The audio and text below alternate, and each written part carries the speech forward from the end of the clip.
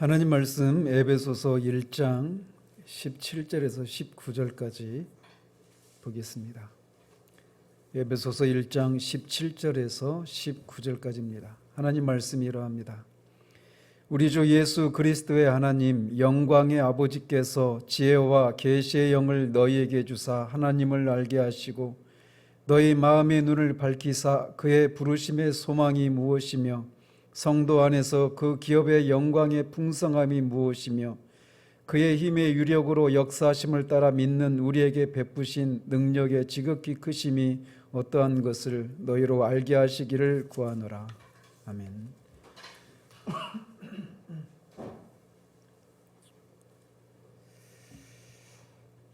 지난주에는 4장 24절까지 우리가 살펴보았습니다. 그것을 통해서 그리스도인은 어떤 사람인가라고 에베소서에서 말하고 있는지를 우리가 일별하고 있습니다. 오늘은 마지막으로 에베소서에서 말하는 그리스도인은 어떤 사람인가에 대해서 살펴보도록 합니다. 지난주 마지막에 언급했던 그리스도인에 대한 정의는 그리스도인이라고 하는 사람들은 인격의 중심인 심령이 새롭게 되어서 옛사람을 벗고 새 사람을 입는 삶을 살아가야 될 사람이다 라고 말씀을 드렸습니다. 사도는 4장 25절부터 이제 옛사람을 벗고 새 사람을 입는 삶을 어떻게 살아야 되는지, 어떤 삶의 자리 가운데서 그런 삶을 살아야 되는지에 대해서 구체적으로 권면하기 시작합니다.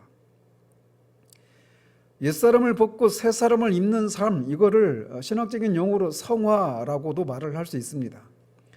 그런데 이렇게 옛사람을 벗고 새 사람을 입는 이 삶은 우리 스스로 해야 하는 일입니다. 즉 우리가 그 일을 할 수 있도록 어떤 능력이 우리 가운데 임할 때 비로소 옛사람을 벗고 새 사람을 입는 삶을 사는 게 아니라 우리가 이미 우리 안에 성령이 계시기 때문에 우리가 그 말씀을 통해 또는 성령의 인도하심을 통해 우리가 옛사람을 벗고 새 사람을 입으라고 하는 그런 구체적인 권면이 우리에게 주어질 때 우리는 거기에 즉각적으로 순종해 나가는 삶을 우리가 살아가야 하는 거예요. 마치 이 요단강을 건넜던 이스라엘 백성들이 물이 강 두 너머로 막 넘쳤잖아요. 그런데 그 강물이 끊어져 가지고 건너갈 수 있는 길이 생기도록 기다린 다음에 넘어가는 것이 아니라 그 물이 철철 넘치는데 먼저 제사장들이 법궤를 메고 발을 내디뎠단 말이에요. 그러자 물이 위로 올라갔단 말이죠. 그런 것처럼 이미 믿는 신자들 안에는 성령께서 계시기 때문에, 그리고 옛사람을 벗고 새 사람을 입는 삶을 살 수 있는 능력을 성령께서 주시기 때문에 그 말씀을 믿고 우리가 스스로 먼저 이 일을 해야 되는 겁니다. 즉 어떤 제2의 축복 같은 그런 것이 임해야 우리가 이 삶을 비로소 살 수 있는 것이 아니라는 사실을 먼저 우리가 기억해야 돼요. 자칫 우리가 수동적이 되기가 쉽습니다. 그리고 우리가 이런 삶을 살아가지 못하는 것에 대해서 하나님이 그런 은혜를 주시지 않으니까 내가 하지 못한다, 이렇게 핑계댈 수 있단 말이죠. 그러나 그런 삶이 그런 종류의 것이 아니라는 것을 우리가 먼저 기억해야 됩니다. 그리고 이렇게 옛사람을 벗고 새 사람을 입는 이 일은 우리의 삶 모든 영역에서 총체적이고 철저하게 이루어져야 하는 일입니다. 어떤 시간이나 장소나 어떤 몇 가지 삶에만 옛사람을 벗고 새 사람을 입는 삶을 적용하는 것이 아니라 우리가 교회에 있든지 집에 있든지 직장에 있든지 학원에 있든지 어디에 있든지 학교에 있든지 어떤 삶의 자리 가운데서도 우리는 옛사람을 벗고 새 사람을 입는 삶을 총체적으로 철저하게 살아내야 하는 거예요. 그러니까 교회에서는 신자인 것 같은데 집에 가면 폭군으로 변하고 이런 것은 아닌 거죠. 또 주일에만 썬데이 크리스천이라는 말이 있잖아요. 주일에만 그리스도인이고 세상으로 나가면 전혀 구별되지 않는 이런 것은 온전한 삶이 아닌 겁니다. 그리고 옛사람을 벗고 새 사람을 입는 이 일은 우리가 영적 침체에 빠졌을 때 내 영혼아 어찌하여 너는 내 속에서 낭망하느냐라고 그렇게 스스로 자신의 영혼에게 말하는 것처럼 우리에게 해당되는 어떤 진리를 우리가 우리 스스로에게 그렇게 설교하고 묵상하는 방식으로, 그 진리를 우리에게 적용하는 방식으로 이 일을 해나가는 것입니다. 그래서 우리가 그리스도와 함께 십자가의 죽음으로 우리 옛사람이 죽었다, 그리고 우리가 그리스도와 함께 부활함으로 우리 안에 새 사람이 있다라고 하는 사실을 우리 자신에게 거듭 말해야 하는 거예요. 그리고 이 일을 하되 우리는 모든 수단과 방법을 다 동원해야 합니다. 이렇게 옛사람을 벗고 새사람을 입는 일이 진리를 우리에게 적용하는 일이기 때문에 옛사람을 벗고 새사람을 입는 이 일에서 우리가 진보를 이루기를 원한다면 우리에게 가장 필요한 것이 무엇이겠습니까? 그것은 바로 진리를 아는 거예요. 따라서 우리는 성경을 읽고 성경을 연구해야 돼요. 그래서 성경이 전체적으로 뭘 말하는지 큰 그림을 그릴 수 있는, 그런 성경이 전체적으로 뭘 말하고 있는지에 대한 어떤 총체적인 지식도 있어야 되고, 성경 각 권이 각각 그 큰 목적과 어떤 연관이 있는지 이런 것들도 알아야 되겠고, 또는 주제별로도 알아야 되겠고, 또는 어떤 비유에 대해서도 알아야 되겠고, 이런 식으로 성경을 다양한 방식으로 연구하고 아는 이런 일들에 우리가 열심을 내야 하는 것입니다.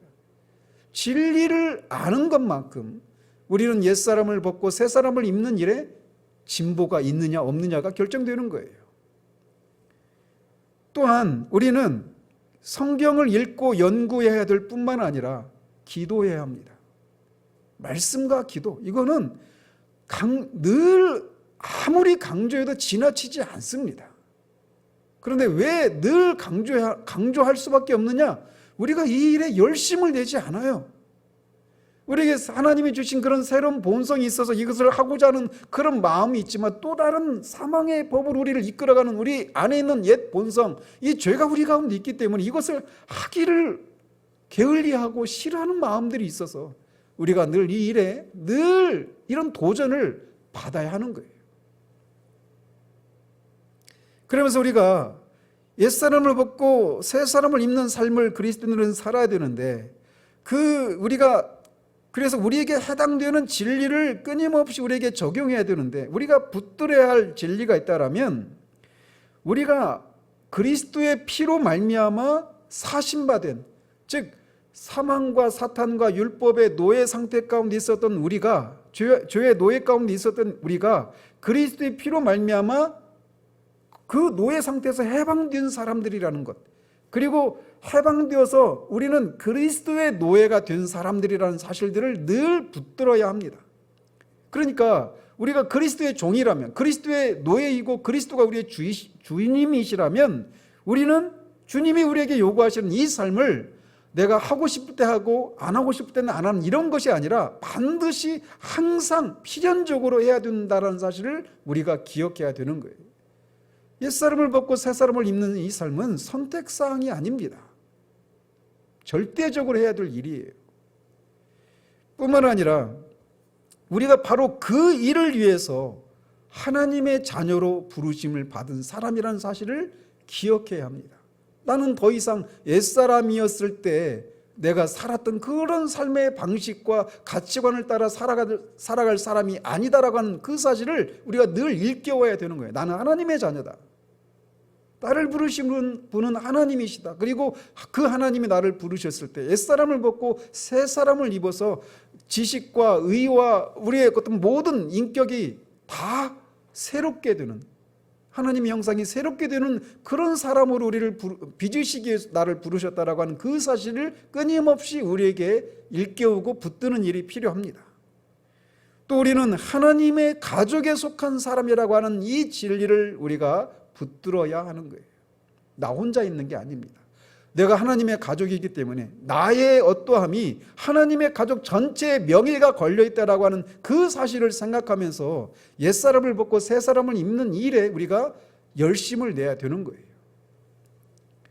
또 우리는 이 땅의 삶이라고 하는 것은 주님의 재림과 함께 시작될 영원한 도성에서 누리게 되는 그 영광스러운 삶을 준비하는, 그 삶을 살아갈 사람으로 내가 준비되어지는 그런 과정이라고 하는 것을 우리가 붙들어야 하는 것이죠.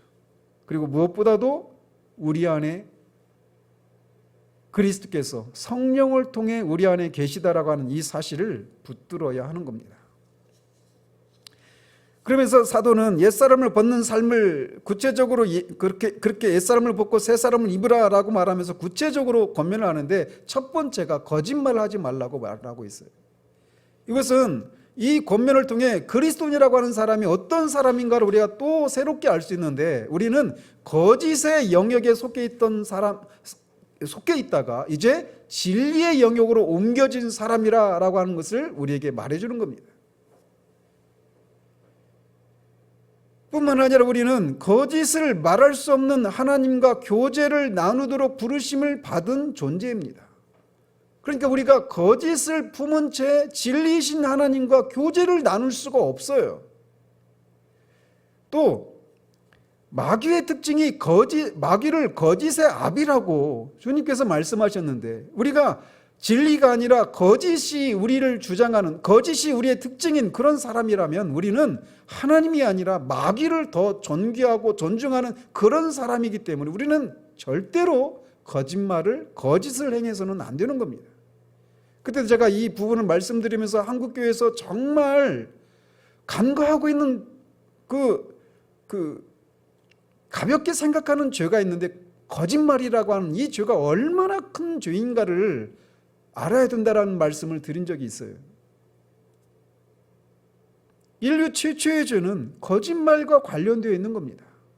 마귀가 거짓말을 한 거죠. 거짓말하고 사람들로 하여금 자신이 가진 어떤 권력으로, 크고 작은 권력으로 다른 사람을 거짓말하도록 만드는 것, 그것만큼 큰 죄가 없어요. 그런데 한국 사회에서는 거짓말하는 이 문제를 작은 일로 생각해요. 간음하는 것만큼 그렇게 생각하지 않아요. 또는 교회 재정을 횡령하는 이런 것만큼 그렇게 크게 생각하지 않는단 말이죠. 근데 거짓말, 이거는 아주 근본적인 그런 문제인 겁니다. 또 옛사람을 벗으라라고 말하면서 분노하되 죄를 짓지 않도록 하라라고 말을 하고 있어요. 이 사실을 통해 그리스도인이라고 하는 사람들은 불의와 악을 향해서 분노해야 하는 존재라고 하는 사실을 우리에게 말해주고 있습니다. 불의에 대해서 분노하지 않는 것은 오히려 악한 상태라고 성경이 말합니다. 죄에 대해서 분노하지 않는 것은, 이건 그리스도인의 정체성과 맞지 않는 거예요. 왜냐하면 우리를 부르신 하나님이 죄를 미워하시고 소멸하시기까지 하시는 공의로우신 분이시기 때문에 그렇습니다. 이 땅에 보이지 않는 하나님이 보이는 하나님으로 나타나신 우리 주 예수 그리스도께서도 이 땅에 계실 때 죄와 불의와 악에 대해서 분노하시는 그런 모습을 우리에게 보이셨단 말이죠. 특별히 우리는 하나님이 하나님으로 인정받지 못하는 현실을 인해서 우리는 분노하는 사람이어야 합니다. 외식에 대해서, 우상 숭배에 대해서, 거짓된 섬김과 죄와 사탄의 노예로 살아가고 있는 그 사람들을 향한 긍휼과 그들을 그렇게 붙들고 있는 마귀를 향해서 우리는 분노할 수 있는 사람들이어야 해요. 즉 그리스도인은 개인 경건에만, 내가 예수 믿고 하나님의 은혜로 내가 한평생 편안하게 내 자녀와 내 가족이 잘 사는, 우리 교회가 잘 되어져가는 이런 문제에만 국한된 시각을 가지고 살아가야 될 사람이 아니라, 우리가 관계하고 있는, 우리가 보고 있는 그런 현실들에 대해서 이렇게 여러 가지 이유들로 인해서 분노해야 되는 사람이 바로 우리 그리스도인이라고 하는 것을 성경은 우리에게 말해주고 있는 겁니다. 또한 사도는 도둑질하지 말고 선한 일에 열심을 내라고 권면하는데, 도둑질은 단지 다른 사람의 물건을 훔치는 것만이 도둑질이 아니라고 말씀을 드렸어요. 그 사람의 명예나 또는 어떤 명예를 훔치거나 손해를 끼치는 이 모든 것들을 다 총망라하고 있는 거죠.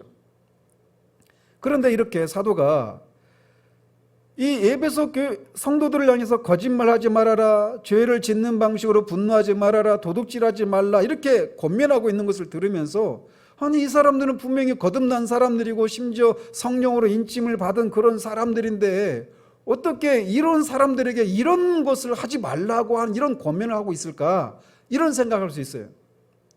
그러면서 이것은 거듭나지 못한 사람들에게 해당되는 권면이 아닐까? 이런 생각한단 말이죠.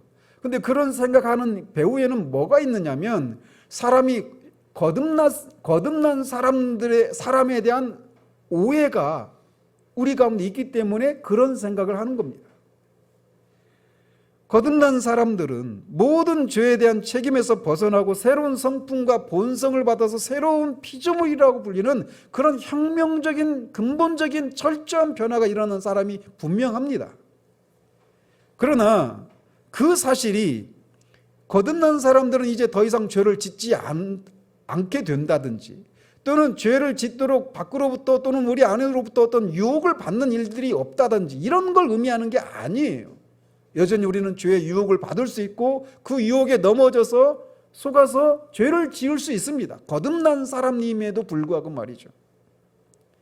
왜냐하면 거듭난 사람에게 여전히 옛 본성이 남아있기 때문에 그래요.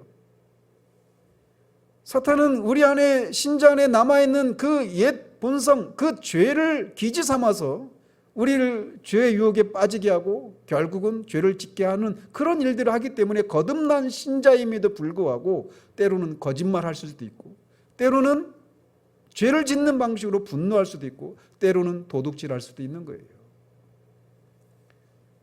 얼마 전에 어떤 영상을 보니까 어떤 분이 그런 얘기 하더라고요.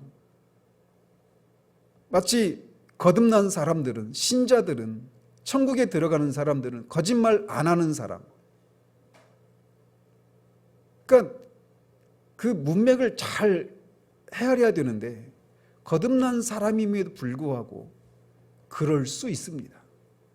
그래도 된다가 아니라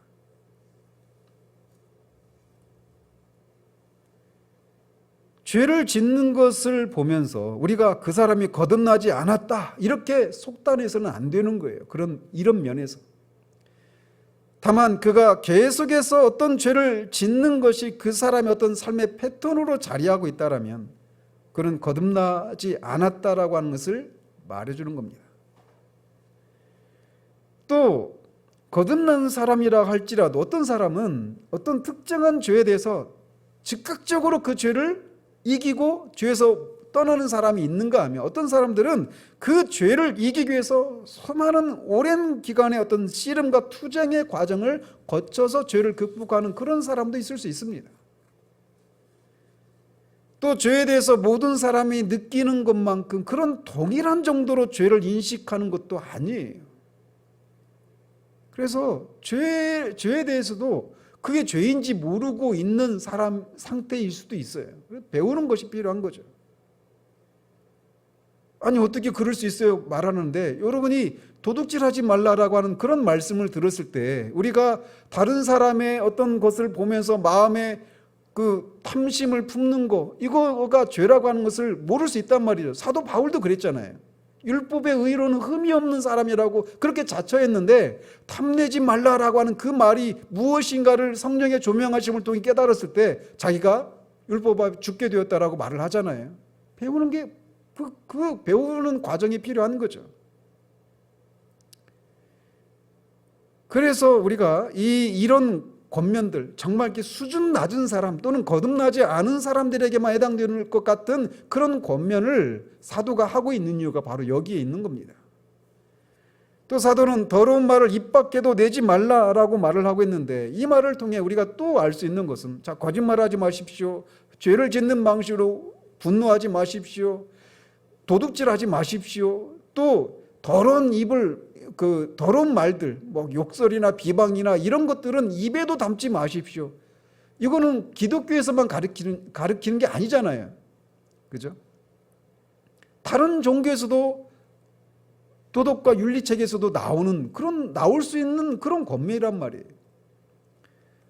그런데 우리가 사도가 지금 그런 권면을 하고 있어요. 그래서 우리가 이 말을 통해서 우리가 알 수 있는 건 뭐냐? 구원받은 사람이 살아가는 생활이라고 생각할 때 우리가 흔히 어떤 굉장한 것들만 먼저 떠올려서는 안 된다라고 하는 사실을 우리가 일깨움을 받아야 되는 겁니다.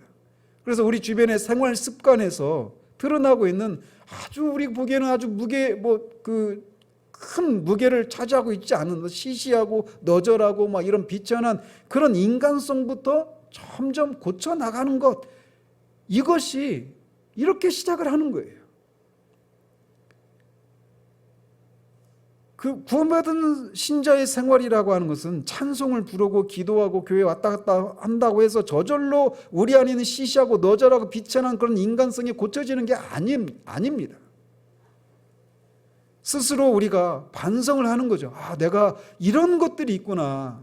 이런 것들을 스스로 반성을 하고 의식적으로 내가 잘못이 여기 있구나라고 하는 것을 알고 하나님 앞에 회개하고 성령을 의지해서 성령께서 이끄시는 대로 자꾸 따라가다가 우리가 점점 그리스도의 덕성을 닮아가는 그런 것이 우리에게 있게 되는 거예요.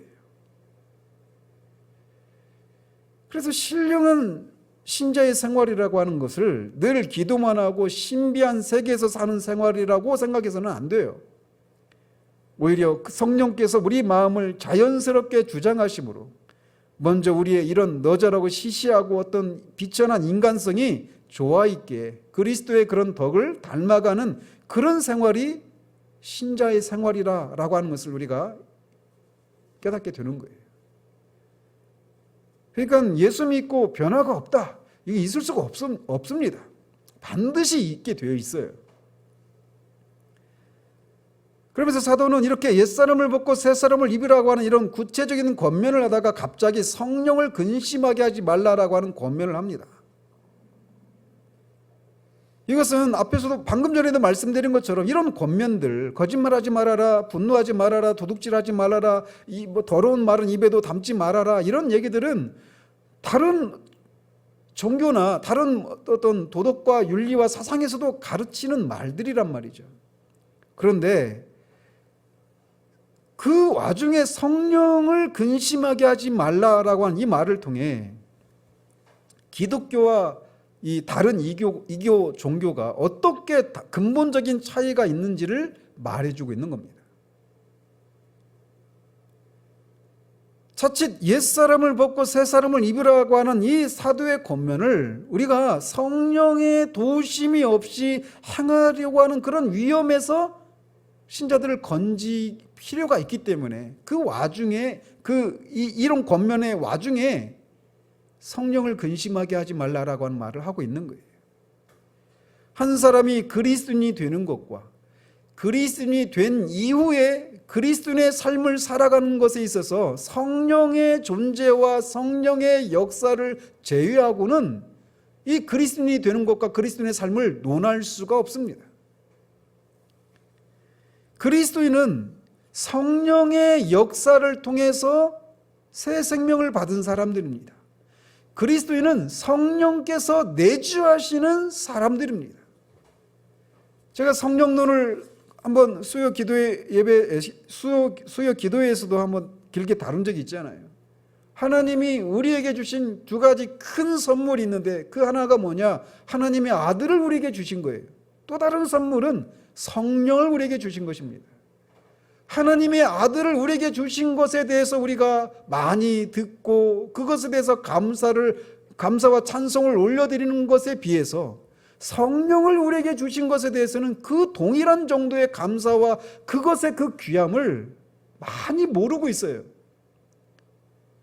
성령님이 그리스도인이라고 하는 존재는 성령을 제외하고 논할 수가 없는 존재입니다.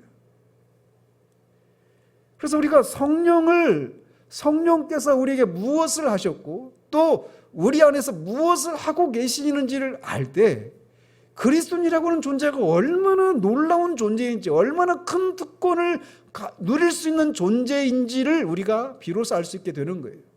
그래서 성령이 하시는 일들에 대해서 우리가 잠시만이라도 대략적으로 살펴보면 성령은 먼저 우리 밖에서 택함받은 사람들의 밖에서 일을 하십니다. 그리고 이제 그 사람들 안에서 일을 하시는데, 먼저 성령이 하시는 일을 간단하게 말씀을 드리면 성자 예수 그리스도께서 하신 일들, 우리를 구원하기 위해서 완전하게 이루어 놓으신 일들을 우리에게 적용시키는 일을 하시는 분이 성령이십니다. 우리는 그리스도께서, 우리가 칭의에 대해서 오후 예배 계속 배워가고 있잖아요. 우리가 하나님이 우리를 의롭다고 선언하시는 유일한 근거는 예수 그리스도의 능동적인 순종과 수동적인 순종을 통해서 이루어 놓으신 완전한 의 때문에 그렇습니다. 그리스도의 그 공로 이외에 하나님이 우리를 의롭다고 하실 수 있는 근거가 우리 안에는 아무것도 없어요. 완전하게 그의 순종을 통해 완전하게 우리의 구원을 위해서 필요한 모든 일들을 완전하게 이루어 놓으셨습니다. 근데 문제는 그 혜택을 입어야 될 우리가 죽어 있다라는 거예요. 영적으로 죽어 있어요. 그래서 성령께서 먼저는 택함받은 자들을 죄와 허물로 죽어 있는 영혼, 우리를 살리시는 일을 하십니다. 살리셔서 그들에게 하나님이 우리에게 요구하시는 것이 무엇인지, 그리고 그 하나님의 요구에 우리가 부합할 수 없다라고 하는 이 사실들을 깨닫게 하시는 일들을 하셔요. 그게 조명하심이죠. 조명하시는 일들을 하시는 것입니다.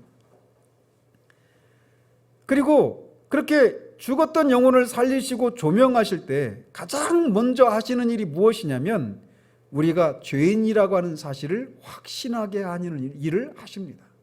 이 일은 우리 밖에서 하시는 일이에요.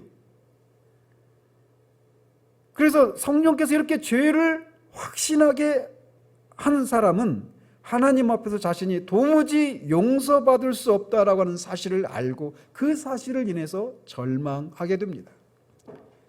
자기 절망, 자기의 어떤 것으로도 그 하나님이 요구하시는 것을 이루어 드릴 수 없다라는 사실들을 아는 데서 오는 그 자기 절망, 그 자기 절망이 없는 사람은 절대로 그리스도를 붙잡지 않습니다.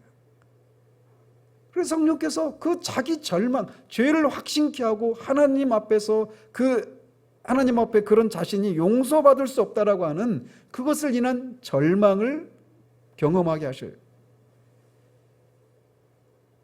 그러면서 거기서 끝나는 것이 아니라 그렇게 자신의 죄를 인식하고 스스로의 능력으로는 구원에 도달할 수 없는 자신의 무능력을 발견하고 절망한 심령을 성령께서 위로하십니다. 어떤 방식으로? 바로 그런 상태 가운데 있는 너를 위해서 그리스도께서 충분히 네가 필요한 모든 것을 그리스도께서 충분히 제공하시고 아무리 악한 자라도 그에게 오는 자는 주께서 기꺼이 맞아주신다는 사실을 확신하게 하는 것을 통해 그를 위로하십니다. 그리고 나서 그에게 은총과 간구하는 심령을 부어주시고 그를 그리스도에게로 이끌어 가십니다.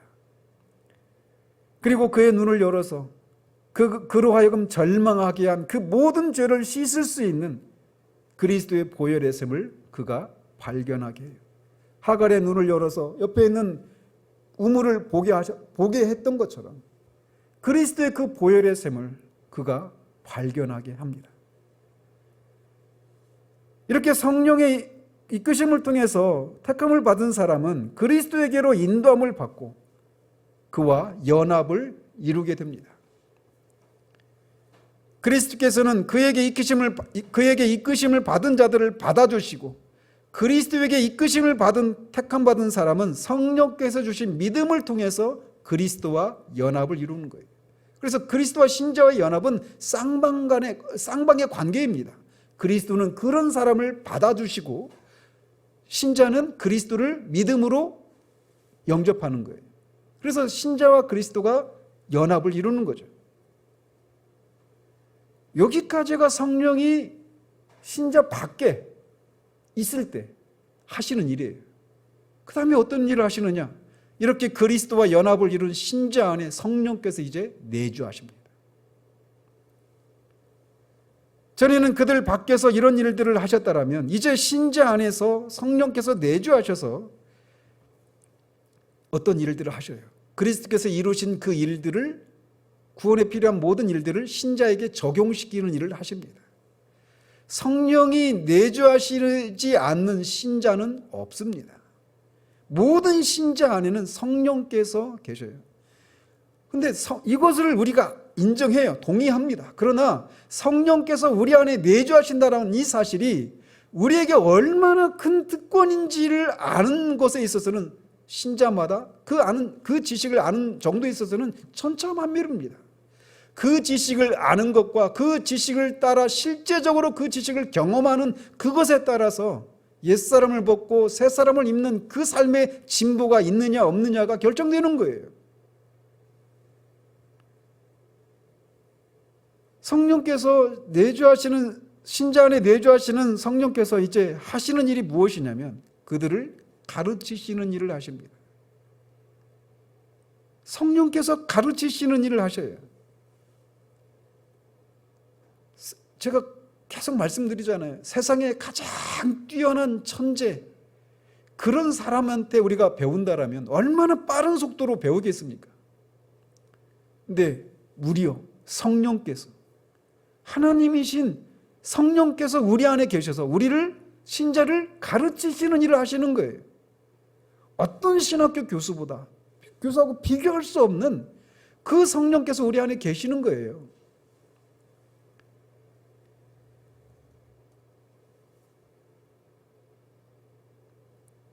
그리고 우리를 깨끗하게 하시는 일을 하십니다. 그리고 우리를 인도하시는 일을 하시고, 우리가 하나님의 양자가 되었다라고 하는 느낌을 불어주셔서 우리를 그 사실을 확신하게 하는 일을 하시고, 또 신자들의 새로워진 마음에 그리스도가 어떤 분이시고 그가 하신 일들을 무엇인지를 믿을 수 있도록 증거하시는 일을 하십니다. 또 그리스도를 통해서 성취하신 영원한 기업이 바로 우리 것이라고 하는 것을 확신하게 하는, 인치시는 일을 하시고, 우리가 여러 가지 고난과 시련 가운데 있을 때, 우리의 연약함을 인한 의심과 절망과 무력감 가운데 있을 때 우리를 도우시는 일을 하셔요. 성령은 신자들의 연약함을 제거해서 그런 무력감 가운데서 우리를 도우시는 것이 아니라 그 상황을 이겨낼 수 있도록 하시는 방식으로 우리를 도우십니다. 그래서 우리가 성령의 도우심을 힘입는 것을 통해 우리가 점점 성장해 나가는 거예요. 그냥 성령의 도우심을 힘입어서 우리가 어떤 어려움이 없어져서 제거돼서 이게 아니라 그것을 이길 수 있는 힘을, 지혜를, 능력을 주시는 방식으로 우리를 도우신단 말이에요. 성령이 우리 안에 계십니다. 또 그런 그 신자에게 율법과 복음의 거울을 통해서 주의 영광을 보게 하시는 일을 하십니다. 말씀을 통해서. 그러면서 그와 같은 형상으로 신자들을 변화시키는 일을 하시는 거예요. 또 신자들을 보호하시는 일을 하시고, 신자들이 받을 기업을 보증하시는 일을 하시고, 마침내 그런 과정을 통해 성령의 열매를 맺게 하시는 일을 하시는 거예요. 제가 이것만 가지고도 막 몇 개월을 했잖아요. 이 사실 하나하나를 우리가 잘 기억해야 합니다. 우리 안에 이런 일을 하시는 성령님이 우리 안에 계시다라는 거예요. 또 사도는 그래서 이제 이 옛사람을 벗고 새사람을 입으라고 하는 구체적인 권면을 하는 중에, 그것은 단지 그냥 어떤 세상의 그런 윤리와 도덕의 차원을 넘어서는 성령을 통해서만 가능한 일이라고 하는 사실을 언급하고 성령의 능력을 힘입어야만 가능하다라고 하는 것을 일깨우기 위해서 중간에 성령을 근심하게 하지 말라라고 하는 권면을 하고 있는 거예요. 따라서 우리는 그리스도인은 성령이 내주하시는 사람일 뿐만 아니라 신자 안에 계시는 성령의 지배를 받아야 될 사람인 겁니다. 이게 5장 18절에서 말하고 있는 성령으로 충만함을 받으라라고 하는 권면이 말하고 있는 거예요. 모든 그리스도인은 성령으로 충만함을 받아야 하는 사람들입니다. 그래야만 옛사람을 벗고 새사람을 입는 이 삶을 살아낼 수 있는 거예요. 또 사도는 악독과 노함과 분냄 등을 버리라고 하는 권면을 통해서 그리고 그 사람들을, 이웃을 섬기라고 하는 이런 권면들을 통해서 그리스도인이라고 하는 것은 그 삶의 여러 가지 어떤 어려움과 고단함으로 인해서 생겨난 상처들 때문에 마음이 뒤틀린 사람들을 돕고 그들이 그런 것들을 잘 지날 수 있도록 그들의 짐을 덜어주고 같이 져주는 그런 사람이 되어야 한다라고 하는 것을 우리에게 교훈해 주고 있습니다. 마침내 사도는 5장 1절에서 그리스도인은 하나님을 본받는 사람이라고 말을 합니다. 세상의 어떤 종교가 그들이 섬기는 신을 닮으라고 하는 그런 권면을 하고 있습니까? 우리 그리스도인들에게 하나님이 요구하시는 최고의 이 권면은 하나님을 본받으라 라고 하는 것입니다. 단순히 이 세상에서 도덕적으로 윤리적으로 흠이 없는 삶을 살아가는 정도가 그리스도인의 삶이 아니에요. 하나님을 본받으라, 하나님을 닮으라, 이 얘기는 하나님을 하나님 되게 하시는 하나님에게만 있는 절대적인 속성 또는 비공유적인 속성, 이것을 닮으라는 얘기가 아니죠. 우리는 결코 영원할 수 없습니다. 우리는 결코 불변할 수 없어요. 우리는 결코 무한할 수 없습니다. 그런 것에서 우리가 닮으라, 본받으라 이런 말을 하는 게 아니죠. 하나님을 본받으라 라고 하는 것은 하나님이 도덕적이고 이성적인 피조물을 들인 우리 인간이나 천사들에게도 공유해 주신, 나누어 주신, 그래서 우리들에게도 어느 정도 발견되는 그런 속성에서 닮아가라 라고 말을 하고 있는 겁니다. 즉 공유적인 속성에서, 도덕적인 속성에서 우리가 닮아가라, 하나님을 닮아가라 라고 말을 하고 있는 거예요.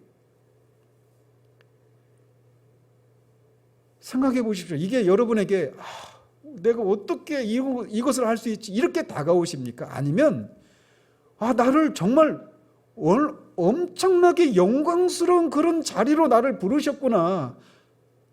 그래서 내가 정말 이 세상에 속해 있는 어떤 크고 작은 어떤 문제들에 연연하면서 그렇게 작은 삶을 살아갈 사람이 아니라 하나님을 닮아야 되는 그런 말할 수 없이 영광스러운 자리로 나를 부르셨구나라고 하는 그런 생각이 여러분 가운데 일어납니까? 후자의 생각이 우리 가운데 일어나는 것이 정상적인 그리스도인의 상태인 거예요. 우리가 하나님을 닮을 수 있는 이유나 근거가 있습니다. 그것은 우리가 하나님의 형상을 따라 지음을 받은 존재이기 때문입니다. 특별히 성령에 의해서 거듭나서 하나님의 형상을 따라 새롭게 지음을 받은 존재이기 때문에 그렇습니다. 의와 거룩과 지식에 있어서 우리가 새로운 그 하나님의 형상이 새롭게 된 사람들이기 때문에 하나님을 닮은 사람이 될 수 있는 거예요. 또 우리를 거듭나게 하신 성령께서 우리 안에 계시기 때문에 우리는 하나님을 본받는 사람이 될 수 있습니다. 마지막으로 우리가 하나님의 사랑받는 자녀가 되었기 때문이라고 사도는 우리에게 말해주고 있어요. 한때 사랑을 받은 존재가 아니라 또 나중에 하나님의 사랑을 받을 존재라고 말하지 않고 현재적으로 하나님의 사랑을 받고 있는 사람들이기 때문에, 하나님의 자녀이기 때문에 우리가 하나님을 본받는 삶이 가능하다라고 말을 하고 있는 겁니다. 하나님의 사랑을 우리가 현재적으로 우리가 경험하게 될 때 우리는 하나님처럼 하나님을 닮은 삶을 살아갈 수 있는 거예요. 신자는 이런 삶으로 부르심을 받은 사람들입니다. 또 사도가 이렇게, 그래서 하나님의 사랑을 우리가 머리로만이 아니라 실제로 우리 존재로 우리가 하나님의 사랑을 경험하게 될 때 우리는 정말 혁명적인 삶을 살아날 수 있습니다. 많은 부분에서 우리는 자유함을 누릴 수 있게 돼요. 그런데 사도는 이렇게 하나님의 사랑이라고 하는 영광스러운 주제에 대해서 언급한 이후에 음행과 온갖 더러운 것과 탐욕 등과 이런 것들은 이름조차 부르지 말라라는 권면을 하고 있어요. 우리의 본성은 주님과 함께 변화산상에 있었던 베드로와 야고보와 그 요한처럼 베드로가 그 주님의 그 변화된 그 영광스러움에 취해서 여기에 주님을 위해서, 모세를 위해서, 엘리야를 위해서 이 산에 장막을 짓고 여기 살고 싶다는 얘기를 하잖아요. 근데 베드로가 살아야 될 그리스도인의 삶을, 사도의 삶을 살아야 될 자리는 산 위가 아니라 산 아래였습니다. 그런 것처럼 하나님의 사랑이라고 하는 영광스러운 주제를 언급한 이후에 사도는 음행과 온갖 더러운 것과 탐욕과 같은 이 세상의 죄가 뒤범벅이 된 이 아수라장과 같은 그런 현실 속에서 우리가 그리스도인의 삶이 그런 현장에서 펼쳐지는 것이라고 하는 것을 우리에게 말해주고 있는 거예요. 우리는 날마다 예배드리고 하나님 은혜가 우리 가운데 있을 때만이죠. 하나님 은혜를 우리가 누릴 때 날마다 주일이었으면 좋겠다. 그러면서 날마다 예배드리고 날마다 찬송하고 날마다 성도의 교제를 하고 성경 공부하고 기도하고 그렇게만 내 삶이 이루어졌으면 좋겠다 이런 생각을 합니다. 그런데 우리의 삶의 자리는 그런 자리만이 아니라 이렇게 음행과 더러운 것과 탐심과 이런 막 더럽고 추잡하고 막 그런 비천한 비열한 이런 것들로 뒷문벅이 된 그 현장에 우리가 뿌리를 받고 거기에서 그리스도인의 삶을 살아가야 될 사람이라고 하는 것을 우리에게 말해주고 있는 거예요. 영적인 황홀경과 신비를 추구하는 것이 그리스도인의 삶이 아닌 겁니다. 우리 삶의 자리로 내려가야 되는 거예요. 근데 우리는 자꾸 산 위로 가려고 하죠. 변화산 위로. 그러면서 사도는 너희는 주 안에서 빛이다 라고 하는 말을 통해 그리스도는 주님과 연합을 이루고 있는 존재라고 하는 사실을 일깨워주고 있습니다. 그래서 그리스도인은 주님과 연합해서 그가 공급하시는 생명과 능력을 누리는 사람이다 라고 말을 하고 있어요. 그래서 자꾸 반복해서 말씀드리지만 그리스도인은 그 안에 하나님의 생명을 누리는 사람이에요. 기독교적인 삶의 어떤 규칙을 따라서 정해진 방식을 따라 살아가는 게 아니에요. 기도도 할 수 있죠. 성경도 읽을 수도 있고 예배도 들을 수도 있고 교회에서 봉사할 수도 있고 헌금도 할 수 있고 사회 봉사도 할 수 있고 다 필요한 것들이지만 그런 것을 함에도 불구하고 생명이 없을 수 있어요. 그러나 그리스도인은 그리스도와 연합을 이루고 있는 존재이기 때문에 요한복음 15장에서 말씀하고 있는 것처럼 포도나무가 그 뿌리로부터 올라오는 그 수액을 영양분을 공급받아서 열매를 맺는 것처럼 그리스도인은 그리스도와 연합을 이루어서 그의 생명과 능력을 받아 누리는 사람이 그리스도인인 거예요. 이런 생명이 있는데 생명이 밖으로 표출이 안 된다? 있을 수가 없는 겁니다.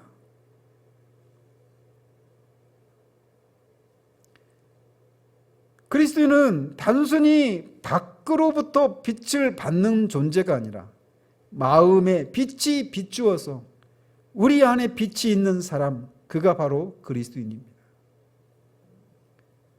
여전히 우리는 많은 빛이 필요하고 더 많은 배움과 성장이 필요합니다.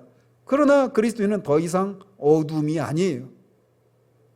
그리스도는 이제 빛입니다. 그리스도 안에 있기 때문에. 그 결과 이제 신자는 그의 지성과 감정과 의지에서 하나님의 선하심과 공의로우심과 진실함이라고 하는 빛의 열매를 맺어서 하나님을 기쁘시게 하고자 하는 본성을 가지고 그 본성에 따라 살아가는 사람이 그리스도인입니다. 사도는 그리스도인들은 더 이상 어리석은 자가 아니라 지혜로운 자들이라고 말을 합니다. 그것은 그리스도인들은 지혜와 지식의 모든 보화를 소유하고 계신 그리스도를 소유한 존재들이기 때문에 그래요. 그래서 육체적으로 타의 추종을 불허하는 뛰어난 지성을 갖춘 철학자들도 알지 못하는 그 비밀들을 알고 있는 사람이 우리 그리스도인들이에요. 아리스토텔레스나 플라톤이나 소크라테스나 그 유명한 칸트나 아무튼 그런 수많은 우리 시대의 석학이라고 하는 도올 김용옥 교수도 알지 못하는 비밀을 가지고 있는 사람이 우리 그리스도인들입니다. 세상이 어떻게 생겨났는지 우리는 압니다. 하나님이 왜 이 세상을 창조하셨는지 그 창조의 목적이 무엇인지 우리는 압니다. 그러나 우리보다 몇십 배, 몇백 배나 뛰어난 지성을 가진 그런 사람들은 이 사실을 몰라요. 그러나 우리 그리스도인들은 압니다. 왜? 지혜로운 자들이니까. 지혜와 지식의 보화이신 그리스도를 소유하고 있는 지혜로운 자들이기 때문에 우리는 그 사실을 알아요.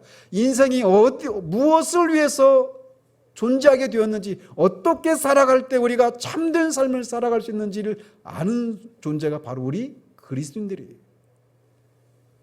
이런 면에서 우리 모든 기독교인들은 진정한 철학자들입니다. 철학은 다른 게 아니라 지혜를 깨닫는 거예요. 그런데 우리는 그런 의미에서 진정한 철학자들이에요. 모든 그리스도인들은. 뿐만 아니라 그리스도인들은 거듭나서 새로운 본성을 가지고 성령께서 우리 안에 계시기 때문에 지혜로운 자들입니다. 그래서 그는 감정이나 욕망이나 본능과 충동의 지배를 받는 것이 아니라 생각하고 이치를 따지는 사람입니다. 그래서 그리스도는 매사에 신중하게 행하는 사람이에요. 그리스도인들은 무엇인가를 하기 전에 많이 생각합니다. 즉 자신이 선택하는 이 일이 자신의 부르심에 맞는 것인지, 또 자신의 선택과 행동이 다른 사람들에게 교회에 어떤 영향을 끼칠지, 이것이 하나님의 영광에 어떤 영향을 끼칠지, 이런 것들을 신중하게 생각하고 행동하는 사람들입니다. 또 사도는 이어서 그리스도인들은 하늘에 있는 본향에 반드시 가도록 되어 있는 존재인데, 그럼에도 불구하고 이 세상을 살아가고 있는 사람들이에요. 그러면서 이 세상을 살아가면서 우리에게 주어진 시간들을 통해서 다른 사람들에게 그들이 알고 있는 삶이 아닌 또 다른 영광스러운 삶이 있다라고 하는 것을 그들에게 알려주고 가르쳐주는 그런 기회를 사야 될 사람이라고 말을 하고 있습니다. 때를 아끼라라고 하는 말이 바로 그걸 우리에게 말해주고 있는 거예요. 앞에서 성령의 역사에 대해서 말씀드리면서 그리스도인은 자신 안에 내주하시는 성령의 지배, 즉 성령의 충만함을 받아 살아야 한다라고 말씀드렸죠. 5장 18절에서 그걸 말하고 있어요. 그러면 성령의 충만함을 받는 삶은 어떤 삶의 자리 가운데서 나타나야 되는가? 그거를 6장 9절까지 해서 말을 하고 있는 겁니다. 어디에서요? 하나님을 찬양하고 예배하는 교회에서 우리는 성령의 지배를 받아야 합니다. 뿐만 아니라 가정에서, 그래서 남편과 아내 사이에서 성령의 지배를 받는 삶을 살아야 합니다. 옛사람을 따라서 살아서는 안 돼요. 새 사람이 성령의 지배를 받아서 남편과 아내 사이에서 그렇게 복종하는 그런 관계를, 서로 사랑하는 관계를 드러내는 삶을 살아야 하는 겁니다. 뿐만 아니라 부모와 자녀 사이에서도 성령의 지배를 받아야 합니다.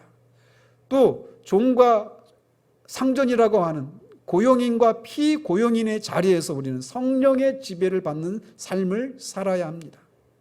그러면 이렇게 그리스도인들이 성령의 지배를 받아서 옛사람을 벗고 새사람을 입는 삶을 살면 이제 그리스도인의 삶을 완전하게 충만하게 승리하는 삶을 살게 되느냐? 아니라고 말을 합니다. 왜요? 그들 밖에 정사와 권세와 이 세상의 어둠의 주관자와 공중에 있는 악한 영들이라고 불리는 마귀와 그의 추종자들이 그리스도인들로 하여금 그런 삶을 살지 못하도록 그렇게 그들을 공격하기 때문에 그래요. 그 삶을, 그 마귀와의 싸움에서 우리가 이겨야 하는데 그 싸움을 위해서는 우리가 하나님의 전신갑주를 입어야 하는 겁니다.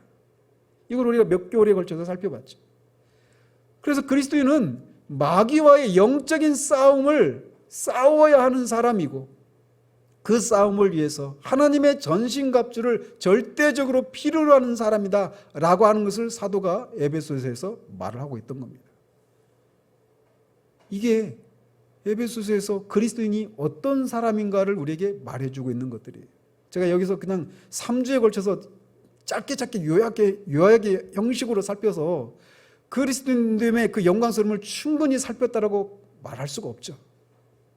여러분이 할 수만 있으면 에베소서 강연 한번 들어보십시오. 좀 길긴 한데, 저는 개인적으로 로이 존스 목사님의 그 에베소서 강연 그 8권으로 된 그 책을 읽고 내가 정말 그리스도인이 맞았나? 이런 생각이 들 정도로 그리스도인이 누리게 되는 그 영광스러움, 그리스도인이 어떤 특권을 누리도록 부르심을 받았는가에 대한 이 생각들을 하면서 구원받은 사실에 대한 감사와 찬양이 제 안에 막 정말 새롭게 마치 처음 회심한 것 같이 그런 은혜가 제게 있었던 기억이 있습니다. 그리스도인이 누구인가? 이 주제에 대해서 여러분이 계속 천착하십시오.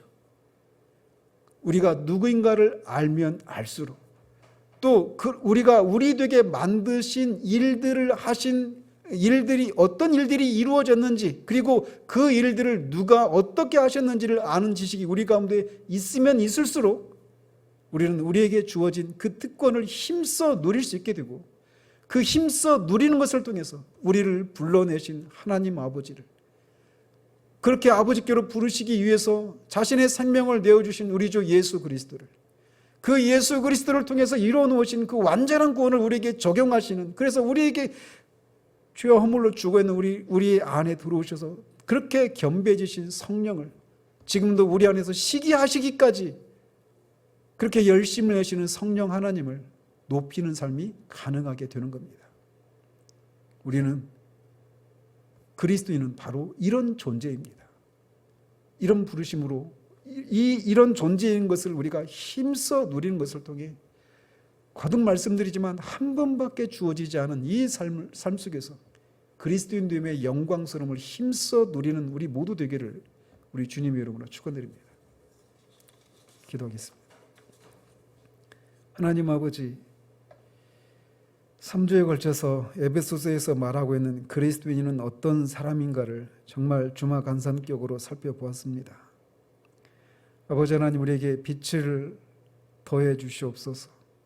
정말 우리에게 빛을 더해 주셔서 그리스도인이 되었다라고 하는 것이 얼마나 영광스러운 일인지를 정말 우리가 알고 그것을 힘써 누리는 우리의 삶이 될 수 있도록 하나님 도와주시옵소서. 그래서 그런 삶을 통해 하나님을 높이고 기쁘시게 해드리는 그런 우리 모두 될 수 있도록 주님 은혜 베풀어 주시기를 소원합니다. 예수 그리스도 이름으로 기도합니다. 아멘.